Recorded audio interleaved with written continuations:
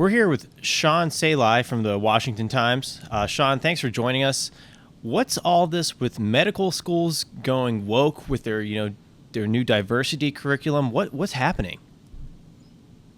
Well, the association that runs medical schools released a new set of standards to revise their curriculum. And essentially, they're asking graduates of medical schools to identify, quote, systems of power, privilege, and oppression that include white privilege, racism, sexism, heterosexism, ableism, religious oppression that result in minority groups receiving inferior medical treatment. And the Association of American Medical Colleges has decided in this diversity, equity, and inclusion competencies that faculty and administrators need to make people training to be doctors and nurses consider their identity, power, and privilege when treating patients. The idea being that, if you're someone who's from a minority group, you're receiving inferior care because you're not being represented by members of your group in the medical field. So that's essentially what this is about. Yeah. And I mean, I think we can all agree that we want everyone to be treated equally, especially, when it comes to healthcare and, if you're in a hospital or something. But, are people kind of taking issue with the fact that we might be, talking about white privilege or something when you're in the emergency room? Is that really the route we should be going? What is your story uncovered there? Well, there's a number of conservative groups that have had problems with this. Dr. Stanley Goldfarb, who founded the group Do No Harm to expose woke healthcare, is a former dean of the medical school at the University of Pennsylvania. And he's very concerned that this is essentially going to foster reverse discrimination against straight white male doctors who are basically being asked to undergo anti-racism training because a lot of what's being called for in the medical community, including the American Medical Association, which has said it's going to embed racial justice in the profession within the next 3 years, is that they're asking anybody who's not Black to go through sensitivity training and anti-racism training. And so Dr. Goldfarb kind of questions, is this a system based on quality of work and what you've achieved, or is it based on pushing a political agenda? And the concern is that this would impact the quality of care. There's other groups like Hillsdale College's Academy for Science and Freedom, Dr. Scott Atlas, who was a member of the Trump administration's coronavirus task force, who believes that lockdowns have had just as much impact on poor people not receiving treatment over the last couple of years, if not more, than these other racial issues.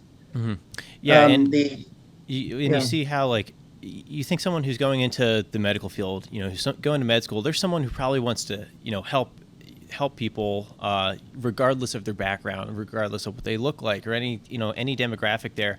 It really does seem like they're trying to shoehorn a political agenda in here.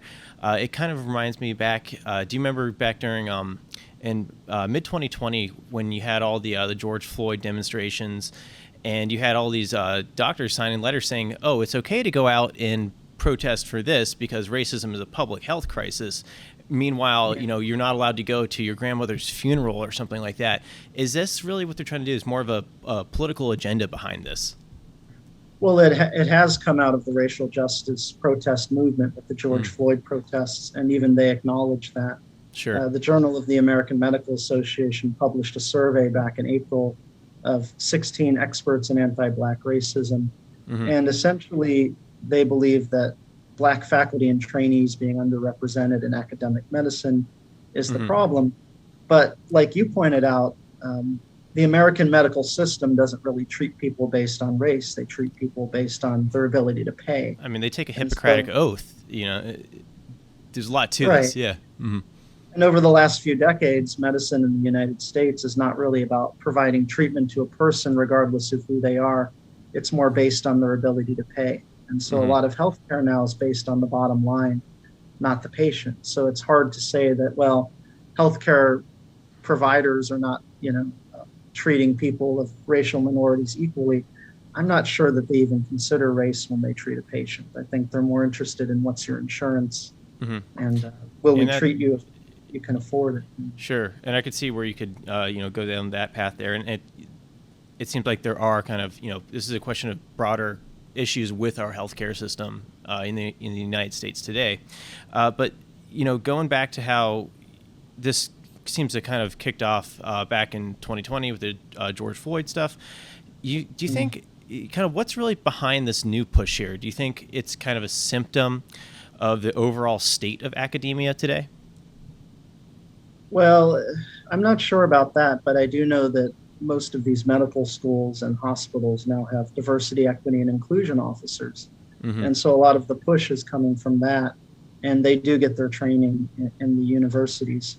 So the idea is that the American Medical Association says it wants to play a more prominent role in the current national reckoning on equity and justice, to use its, quote, training programs, platforms, advocacy, communication, and marketing infrastructure as, quote, levers for change, end quote.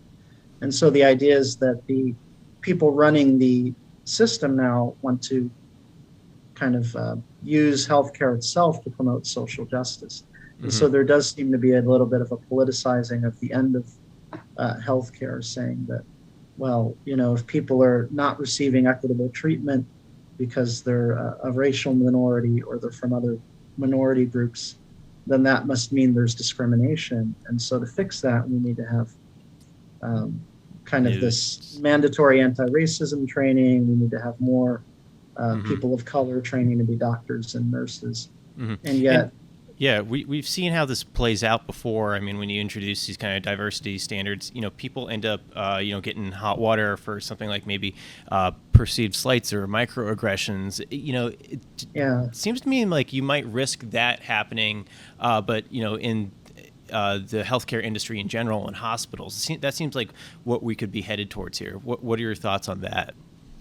That's a serious concern, because if you think about it, if I'm a doctor treating you, and I'm just treating you like any other person, irregardless of your wealth or your income or your race or gender status, then that in some ways is a lot more reassuring than to say I've been trained to think about what my race is and your race is. And when you come to see me for medical treatment, I'm somehow weighing my treatment based on those considerations.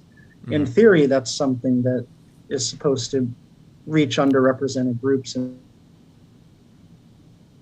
make them feel comforted. And at the same time, how many of us feel comfortable going to a doctor who's checking off boxes about our race and gender? Sure. Yeah, there's kind of a lot to unpack there, but that's all the time we have right now. But Sean, really interesting. Thanks for coming on and joining us. And, we'll have to have you on again soon. Thanks, Peter. It's great to be with you. Thank you.